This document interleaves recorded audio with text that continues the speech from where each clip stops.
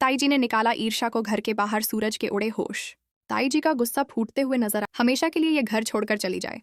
तो यहाँ पर सूरज के भी होश उड़ जाते हैं। सूरज पूरी तरीके से शॉक हो जाता है ये सुनकर कि ताई जी ने अब यहाँ पर ईशा को घर के बाहर निकलने के लिए बोल दिया है, यानी कि ताई जी अब ईशा को घर के बाहर निकाल देती हैं।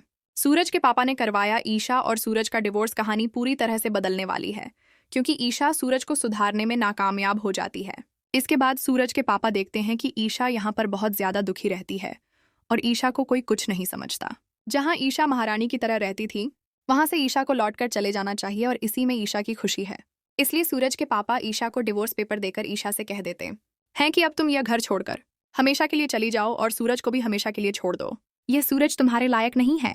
तब सूरज डिवोर्स पेपर देखकर एकदम से हैरान हो जाता है और सूरज को बिल्कुल भी अच्छा नहीं लगता है कि ईशा और उसका डिवोर्स हो रहा है।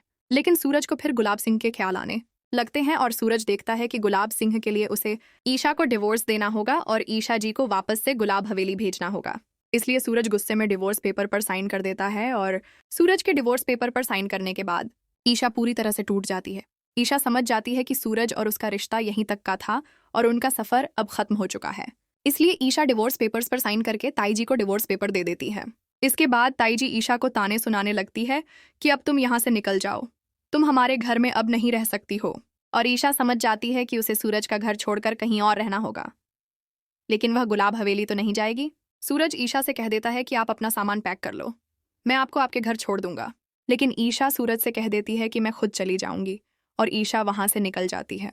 लेकिन जब सूरज को पता चलता है कि ईशा गुलाब हवेली नहीं पहुंची है और जब गुलाब सिंह सूरज से कहता है कि ईशा तो अभी तक नहीं आई है, तब सूरज भी बहुत ज्यादा घबरा जाता है।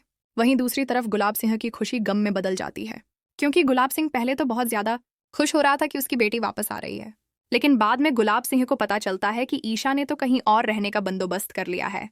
जी हाँ दोस्तों, ईशा किसी बस्ती में रखी पोपा साबू समोर गार्डेड एक किराए के मकान में रहने लगी है और वह मोहल्ला किसी और का नहीं बल्कि सूरज का ही है।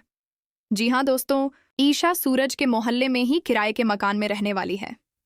ईशा पूरी तरह से टूट जाती है